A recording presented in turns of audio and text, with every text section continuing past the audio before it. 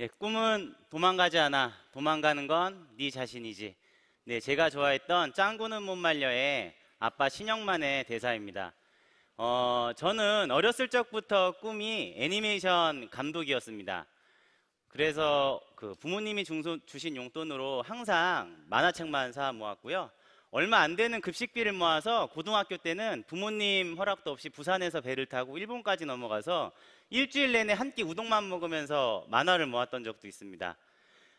그 꿈을 조금 더 키워서 제가 영화 연출 제작을 전공을 하며 결국에는 제 꿈의 직장인 영화사에 입사하게 됐습니다. 제 첫 영화는 맨발의 기봉이라는 영화였는데요. 그때 당시 제 연봉이 200만 원이었습니다. 월급이 아니고 연봉이요. 그 월급이 한 20만 원 정도 되죠. 그 다음 영화는 가문의 영광 시리즈를 찍었는데요. 그때 연봉은 300만 원이었습니다. 8편의 영화와 드라마를 찍는 동안에 제 마지막 연봉은 1000만 원 정도를 찍고 있었습니다.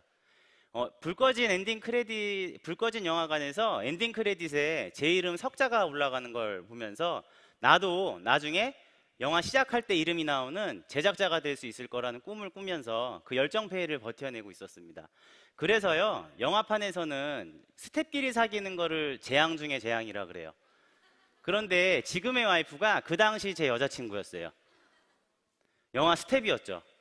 그런데 저희 집에는 더 큰 재앙이 있었는데 17년 반 동안 아버지가 한 번도 생활비를 벌어오신 적이 없는 5개의 회사에서, 다단계 회사에서 한 번도 성공하지 못했던 한 번도 성공하신 적이 없었던 그런 아버지셨어요. 그런데 너는 내 운명이었는지 여자친구 부모님마저도요 12년째 암회를 하시는 분이시더라고요. 양가가 상견례에 만나가지고 결혼식 날짜를 잡는데 돈이 없어가지고 결혼식 날짜를 잡는 것도 참 힘들었어요. 어렸을 때부터 제 꿈만 생각을 했고요. 그 꿈에 대해서 공부를 했고 결국에 꿈의 직장에 취직을 해서 일을 했는데 제 나이가 30이 다 될 쯤 되니까 점점 결혼이나 학업이나 아니면은 자녀 계획, 그 다음에 노후 준비 같은 뭔가 하나둘씩 포기해야만 계속 영화를 할 수가 있었더라고요. 그게 조금 슬펐었어요. 그런데 그때 아버지가 눈치가 없이 또 다단계를 시작을 하신 거예요. 그 다단계가 바로 애터미였어요. 아버지를 1년 정도 말리고 있는데 2011년쯤에 한 신문 기사에서 제가 아는 사람이 나오더라고요. 저보다 3살 정도 많은 영화 시나리오 작가였거든요. 그런데 그 친구가 굶어 죽은 채 발견이 된 거예요.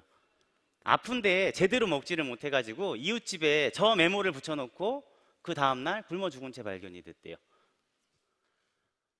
저는 그때까지 몰랐는데 제가 있었던 영화사가 엄청나게 소득이 불공평한 구조였었더라고요. 스태프들은 같은 영화를 찍어도 굶어 죽고 제작자와 스타들은 수천 수백억씩을 벌어간다는 그 뉴스에 슬픔도 잠시, 다음은 내 차례인 것 같은 거예요. 그래서요, 아무런 확신도 없이 저는 아버지가 하는 애터미를 따라하게 됐습니다. 애터미가 성장을 하니까 제 수당도 올라갔어요. 한 월 500쯤 됐을 때 드디어 아까 그 지방과 결혼을 하게 됩니다. 결혼을 해서요, 첫 인사를 드리러 갔어요. 추석 때. 저희 장인어른 댁은요 5남매세요. 그런데 그 5남매 부부가 10명이서 전부 다 아메이 하고 계시더라고요. 인사를 드리는데요, 제가 인사를 드리러 간 건지 타사의 공격을 받으러 간 건지 헷갈리는 거예요.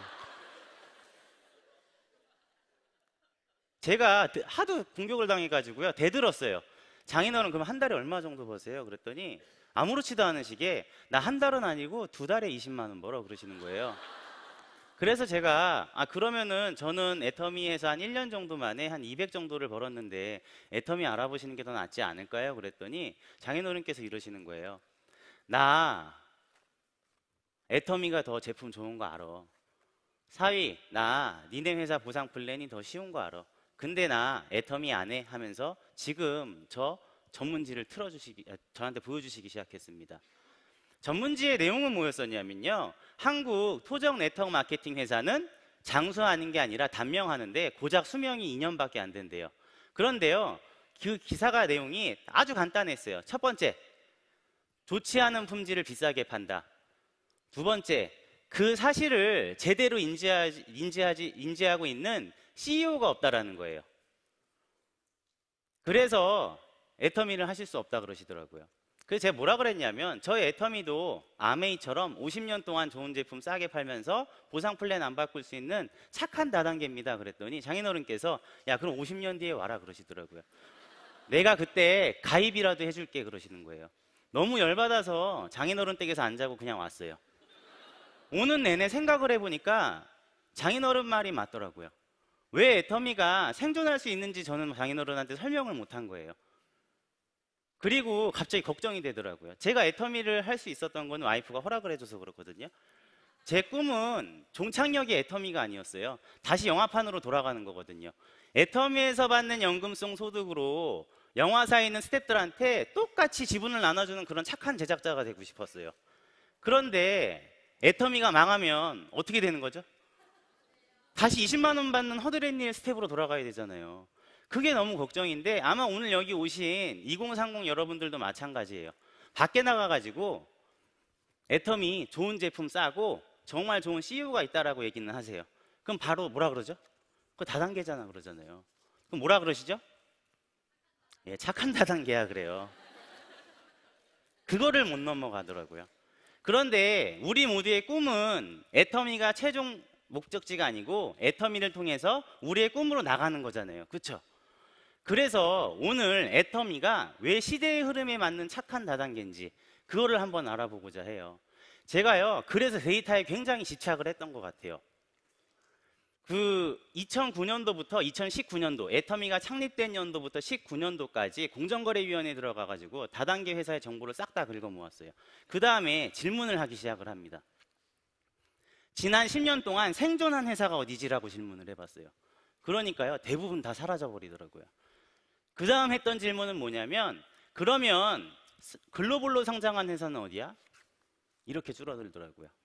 마지막 한 질문이 남았어요. 그러면 좋아 10년 동안 10년 동안 생존하고 글로벌로 나간 것까지는 좋은데 마지막 하나 10년간 단 한 번도 성장을 멈추지 않는 회사는 어디지? 하니까 애터미 남더라고요. 질문 또 했어요. 제품 중에 제일 원가율이 높은 회사 어디야? 애터미. 반품률이 제일 낮은 데는 어디지? 애터미. 모든 좋은 성장과 관련되어 있는 지표를 다 대입을 해보잖아요. 애터미 말고는 남는 게 없더라고요.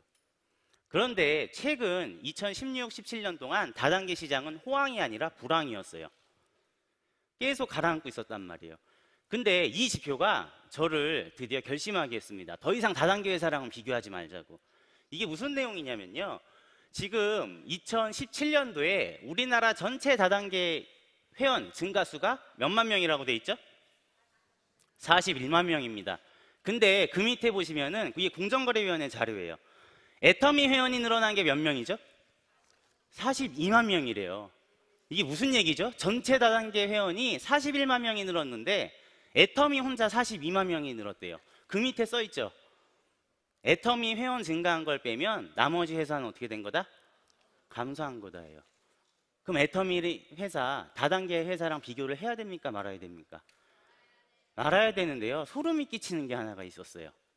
저희 회사 회장님이 계속 그렇게 얘기를 하셨거든요. 다른 유통하고 비교하지 말라고. 이 얘기를 계속 하셨어요. 근데 지표가 어떻게 가고 있냐면 지금 우리나라 경제 성장률과 세계 경제 성장률을 지금 보여드리는 지표인데 지금 2% 3% 성장하고 있을 때 애터미가 어떻게 성장하고 있죠? 고속으로 성장을 하고 있죠. 국가 경제가 성장하는 만큼만 성장을 해도 잘했다라 그러는데 그 이상을 지금 성장을 하고 있다라는 거예요.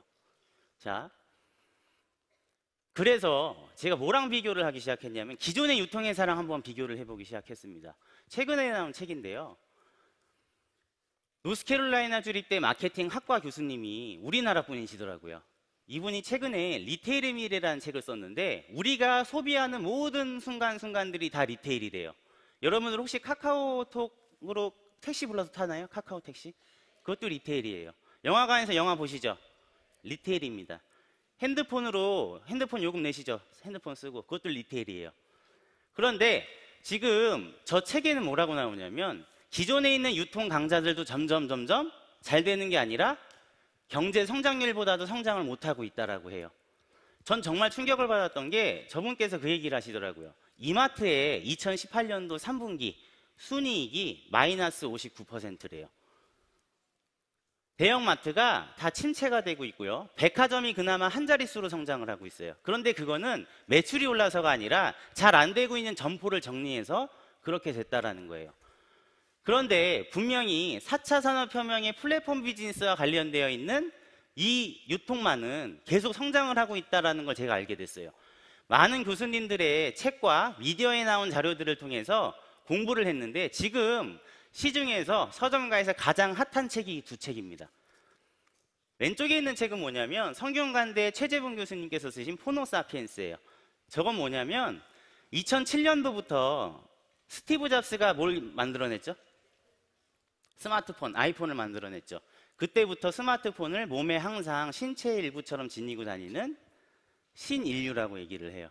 근데 이 사람들이 나타나면서부터 무슨 변화가 일어나기 시작을 했냐면 사람들이 이제 더 이상 대중미디어나 대기업의 자본에 휘둘리지를 않는다는 거예요.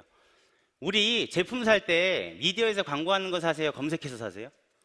검색해서 내가 사고 싶은 때에 사고 싶은 곳에서 제일 싼 데서 사시죠. 모든 권력이 소비자한테 넘어오면서 기존의 유통이 힘들어지기 시작했다는 거예요. 오른쪽에 있는 온라인 쇼핑의 종말이라는 책은 뭐라고 얘기를 하냐면 그래서 100이면 100 다양한 소비자들이 똑같은 선택을 하는 게 아니라 어떤 선택을 한다? 다른 선택을 한다는 거예요. 그래서 저기에 대응을 못하는 회사들은 침체가 되는 거고 대응을 하는 회사들은 지표가 어떻게 난다고요? 애터미처럼 고속으로 성장한다는 겁니다. 그래서요 제가 뭐에 대해서 알아봤냐면 그럼 어떤 회사가 제일 유명한데 모든 책이 유통에 관련되어 있는 책은 이 한 회사를 가리킵니다. 어디죠? 아마존입니다. 근데 아마존이 어떤 회사인지 잘 모르시더라고요. 백과사전에 여러분 지식백과사전에 아마존을 찾으면 끝에 항상 뭐라고 붙냐면요 유통업체들의 저승사자라고 표현을 해요. 유통업체의 저승사자. 자, 작년만 하더라도 이렇게 수많은 업체들이 폐업을 했는데요. 125년 전통의 시어스 백화점이 결국에 파산했어요. 아마존 때문에. 제가 항상 애기 장난감을 사러 갈 때 토이저러스 가거든요. 근데 그 토이저러스라는 세계적인 유통 체인을 가진 장난감 백화점이 아마존 때문에 망한 27번째 회사가 됐습니다. 시가총액 한번 보여드릴까요? 몇 조죠? 1093조예요. 세계 2위입니다. 우리나라 전체 상장기업 삼성전자까지 포함한 게 2000조가 좀 넘어요. 근데 저 회사가 절반을 하고 있는 거예요.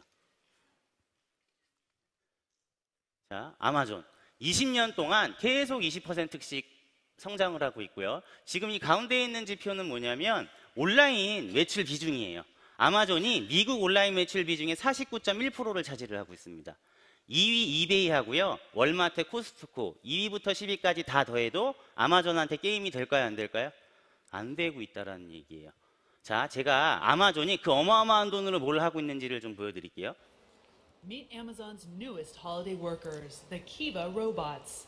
At this fulfillment center in Tracy, California, more than 3,000 of them cruise the warehouse floor, helping employees fill 고객이 주문하면은 배송 담당하는 직원 앞으로 갖다 놓는 거예요. Goes out and picks the right pot of inventory and brings it back just at the right time for the person to pick the item out to go in that. 네, 경영 효율이 굉장히 높아지겠죠. 구글은 지금 이게 그 상용화를 허가를 받았는데 아마존 지금 베타 테스트하고 있거든요. 이거 한번 보여드릴게요. 드론이 배송하는 거 보이세요? 저 밑에?